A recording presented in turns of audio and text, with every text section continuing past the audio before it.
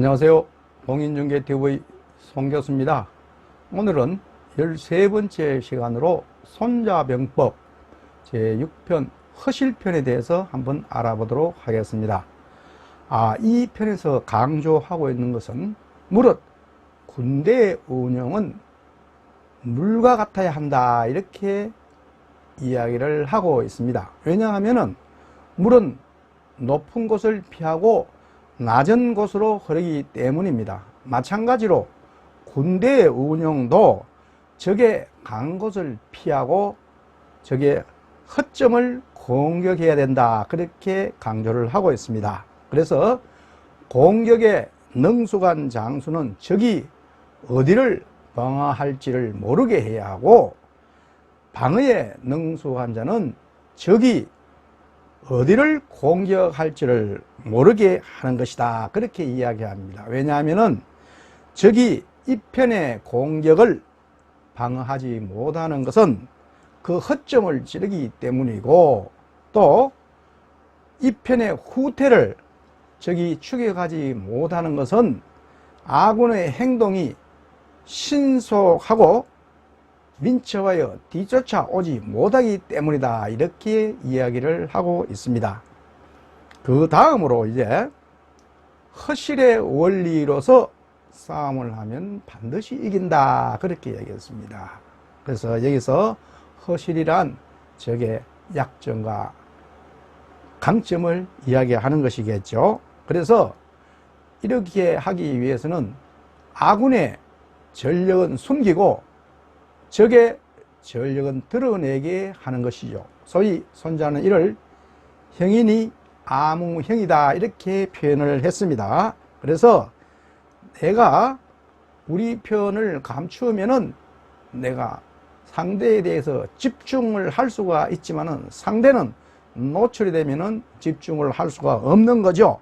즉 적은 분산할 수밖에 없습니다. 그래서 전투를 언제 어디서 할 것인가, 또 적이 어디서 어떻게 수비를 할 수 있는가, 이런 것들도 전부 적이 분산이 되면은 적은 흩어질 수밖에 없고 나는 집중할 수밖에 없다. 그래서 집중을 하게 되면 강해지는 것이고 흩어지면 약해진다, 그렇게 이야기를 할 수가 있죠.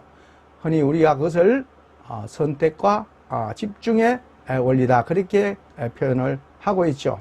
오늘날 우리가 어떠한 사업을 하는 경우도 마찬가지입니다. 모든 자원을 어떻게 선택해서 집중을 하느냐에 따라서 승패가 달려있다, 그렇게 보여집니다. 세 번째로 이제 득실의 계획을 터득하라. 즉 적의 계획이 무엇인가를 우리가 파악을 해야 됩니다. 그래서 우리가 그 이해관계를 따져봐야 되겠죠. 만약에 적군이 노출을 하지 않으면 자극을 해서라도 그것을 노출시켜서 그 반응을 우리가 보고 우리가 대응을 해야 된다, 그런 이야기입니다. 그래서 우리가 이럴 때에 우리는 이제 실제 전쟁을 함에 있어서 많은 현장에서 여러 변화무쌍한 일이 발생을 하기 때문에 그때그때 다양한 전략과 전술이 필요한 것입니다. 그래서 여기서 우리는 이제 손자는 이렇게 강조를 합니다. 한 번 승리했는 전략과 전술은 두 번 다시 써서는 안 된다. 즉 전성불복이다, 그렇게 이야기를 했습니다. 왜냐하면은 시시각각 변하는 상황에서 똑같은 전략과 전술을 쓰면은 상대가 이미 파악을 하고 있기 때문에 그렇게 해서는 절대 승리할 수가 없다. 따라서 절대 한 번 승리한 그런 전략과 전술은 두 번 다시 사용을 해서는 안 된다, 그렇게 강조를 합니다. 또한 무릇 군대의 운영은 물과 같아야 한다, 그렇게 이야기를 하면서, 왜냐하면 물은 높은 곳을 피하고 낮은 곳으로 흐르기 때문에 군대의 운영도 마찬가지죠. 적의 강점을 피하고 적의 약점을 공격을 해야 된다, 그렇게 이야기를 하고 있습니다. 그래서 이러한 물의 운영에서처럼 또한 우리가 물은 아무런 형태가 없습니다. 그래서 그때그때 상황에 따라서 우리가 변할 수 있기 때문에 무례처럼 군대를 운영한다. 즉 병형상수라 그렇게 표현을 하고 있습니다. 이러한 손자병법의 허실 전법을 잘 활용하여 승리한 우리가 대표적인 예가 우리나라 6.25 동란 때 인천 상륙작전의 예를 들 수가 있겠습니다. 당시 인천 상륙작전을 하기 전에 메가더 원수는 각군 사령관들을 모아서 회의를 했습니다. 그때 해군 제독인 셔먼 제독은 인천은 여러가지 지리적으로나 해군의 작전상 악조건을 다 가졌다. 왜냐하면 인천은 조수 간만의 차도 크고 또한 수로학적 청량의 결과나 또는 여러가지 지형이나 물질적 후원의 조건 뭐 이런 것들을 볼 때 상당히 불리하다 이렇게 표현을 했습니다. 또한 육군 참모총장인 콜린저 장군도 마찬가지로 인천은 현재 전선에서 상당히 멀리 떨어져 있다 그런 이야기를 했습니다. 그 당시만 해도 전력이 전부 저기 남한에서 인민군들은 낙동강 전수에 투입이 되어 있었습니다. 그래서 우리가 이러한 낙동강 전선에 있었던 그러한 상황에서 아군들이 인천에 작전을 편다는 것은 너무 멀리 떨어져 있어서 곤란하다. 차라리 군산항이 어떠냐 그렇게 이야기를 하곤 했습니다. 당시 상황이 어땠나 보면은 이런 걸로 같았습니다. 6월 25일 날 인민군이 남침을 했습니다. 그래서 3일 뒤에 서울이 침략을 당하고 예를 들어서 그 다음에 파죽지세로 인민군은 내려갔지요. 그래서 마지막 교두보가 소위 이제 낙동강 전선이었습니다. 그 길이가 240km 정도 됐는데 그때 적군이 인민군 이 숫자는 한 10만 7천 명이 되었고 아군인 우리나라 국군과 유엔군, 심지어 학도 어이연군까지 포함해서 한 18만 명이 대치를 하고 있었습니다. 당시에 김일성은 8월 15일 이전까지 대구와 부산을 탈환하라는 강력한 지시가 내려서 거기서 양쪽에 공방전이 벌어지고 있었을 때였습니다. 이렇기 때문에 모든 병력들이 이제 낙동강 전투에 집결되어 있었죠. 그래서 오히려 메가더는 이렇게 표현을 합니다. 오히려 이것이 기회다. 왜냐하면은 인천은 여러 가지로 상륙작전을 하기엔 여러 가지 불리한 조건이 많다. 따라서 아마 적군의 지휘관들도 거기에 상륙을 하리라고는 상상도 못했을 것이다. 오히려 이것이 기회다. 그렇게 이야기를 합니다. 그리고 인천에 상륙을 해서 인천과 서울을 탈환을 하게 되면은 한반도 이남은 완전 봉쇄를 할 수 있는 그런 효과가 있다. 그런 작전을 설명을 한 거죠.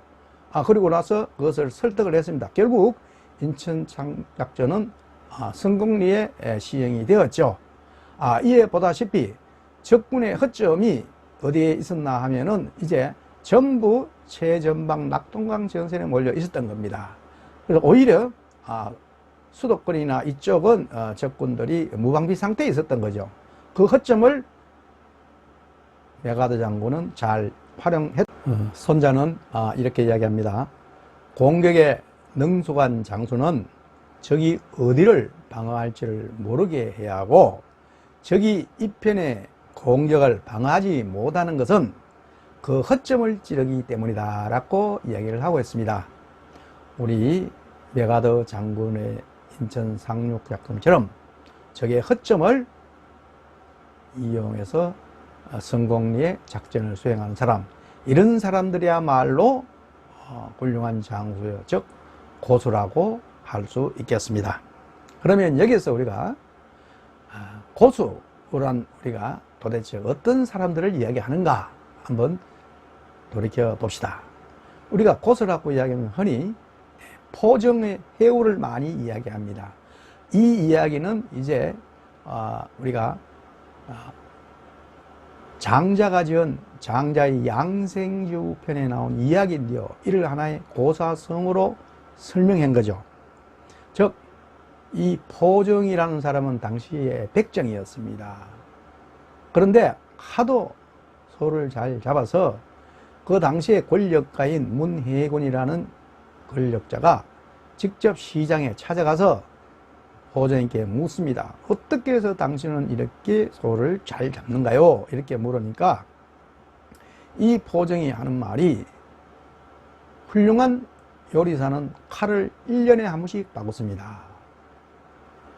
또 보통의 요리사는 한 달에 한 번씩 칼을 바꿨습니다. 그러나 저는 19년째 이 칼을 쓰고 있습니다. 왜냐하면 1년에 한 번씩 바꾸는 사람들은 고기를 자릅니다. 한 달에 한 번씩 바꾸는 사람은 고기를 부러뜨립니다. 그러나 19년째 사용하고 있는 저는 고기의 결대로 그냥, 즉 칼이 가는 대로 가는 것이 하나의 도라고 생각하고 행동하고 있습니다 라고 이야기합니다.